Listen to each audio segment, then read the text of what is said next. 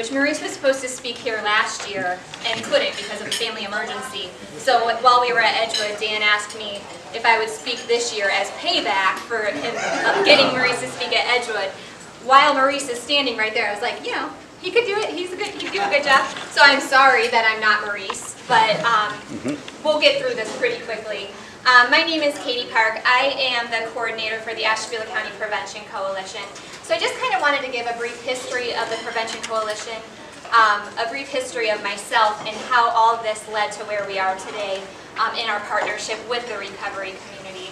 So in its current form, the Ashtabula County Prevention Coalition was started in about May of 2011 because of a tragedy that we had here in Ashtabula County. There was a murder of 2 nursing students over prescription medication.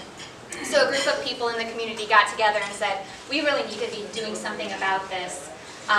This is getting out of control, and we need to try to prevent this from happening more. And you know, the drug epidemic was kind of just spiraling at that point.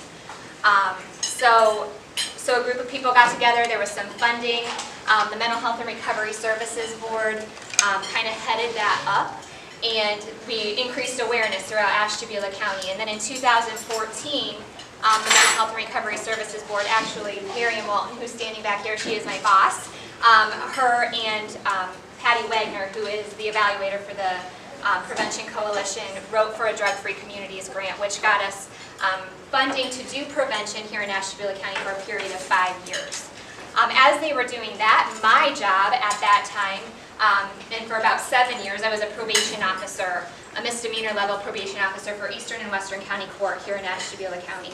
At any given time, I had a caseload of about 250 to 300 people. And as this epidemic was kind of growing, on a regular basis, I had family members contacting me saying, you need to do something about this. You need to do something about my loved one. They're going to end up dead. And so, of course, every day at my job, I felt like a failure. So when Miriam and the Mental Health Board wrote for this Drug-Free Communities grant and received it, I thought, oh, that would be good. I'm not that great at this whole rehabilitation process. Maybe I can prevent this. Maybe I can help prevent this. So we know that, or I have since learned, that prevention is almost equally as difficult as rehabilitation. And it was very quickly, my attention was very quickly drawn to the recovery community for multiple reasons, and how the recovery community really can help with our prevention efforts, and how we utilize the recovery community in Ashtabula County. So we know that with most things, with treatment and other things, prevention is really a multi-pronged approach. And it is our recovery community that really fits into all of those prongs for prevention. Specifically, I just wanted to talk about, very briefly, 3 things. The prevention messaging, stigma reduction, and hope. On a regular basis, I get phone calls or emails from schools asking for somebody in the recovery community to come in and talk to their students. Their message is more powerful than anything I could say to students. And hearing that story is something that these students can relate to. Somebody in recovery can get up in front of them and say, I sat where you sat, and this is the story that I have. This is where I was when I was your age.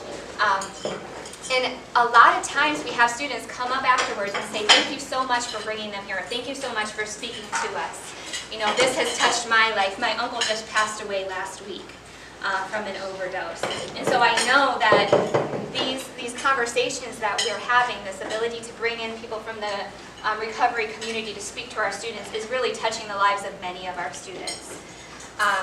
And not just when we're talking about substance abuse, but mental health as well, and reducing the stigma of mental health and addressing issues early on, and knowing that what these students might be going through, there's so many that are also going through that, just right along with them. Stigma reduction, and the importance of our recovery community getting involved in their communities. A couple months ago, I have a friend who is on Village Council in Jefferson, and I don't know how many of you are from Ashtabula County, but Jefferson currently has a recovery house, the Opal House, and they're working on getting another recovery house for men. But recovery housing in Jefferson has been, the Opal House, there have been very few incidences. It's been very positive for the community. But in opening another house, there was some resistance to that. So at one of the Village Council meetings a few months ago, well, my friend Kaitie asked me what my thought was on this new recovery housing. And, anything like that, I felt like this conversation can go one of two ways, and I'm prepared for it to not go the way that I want it to go. So I just said to her, if you're not part of the solution, then you're part of the problem. And she said, I agree with you. And that was not what I was expecting her to say. But she said, I would not have agreed with you until I heard a story, until this instance happened a couple weeks ago, where they had a village council meeting. And at this village council meeting, they had concerned citizens there that were saying, there was one individual specifically that was saying, this recovery house is right across the street from my house. I have children that play outside, and I'm not comfortable with that. But then there were also people from the community, the recovery community that were there, that were living in recovery housing that said, no, this is my story, and we're trying to better ourselves. We're trying to better the communities that we live in, and really, it's not as bad as you think it's going to be. And she said after that meeting, the guy who was talking about not wanting this recovery house across the street from him walked up to those people who were speaking on behalf of the recovery community and gave them a hug. And she said, and I think that there were tears in the room, there were hearts that were changed that day, and it made me think that we look at all this stigma of addiction and all that comes with it.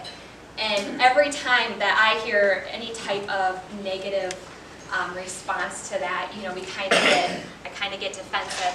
But I think that story in and of itself, there are multiple people in that room whose hearts were changed that day. So we really need to look adversity in the face and address these issues, because it is so important for us to kind of change the way we talk about this. And then also the recovery community has become such a huge billboard for hope. When it comes to the support that people in recovery can offer to other people, but also those families who have a loved one who's currently suffering from a substance use disorder, an active substance use disorder. And so just to hear the stories of where people have been and how far they have come really is one of those things when we see such devastation every day with this opiate epidemic and everything that so many people are going through, that we need to hear more stories of hope, from more people who are in recovery and their families. So I am thankful for ARCHway. Thank you so much, Dan, for all that ARCHway does. And for inviting me here tonight to speak on behalf of prevention and everything that the recovery community has been able to do for prevention. So thank you so much.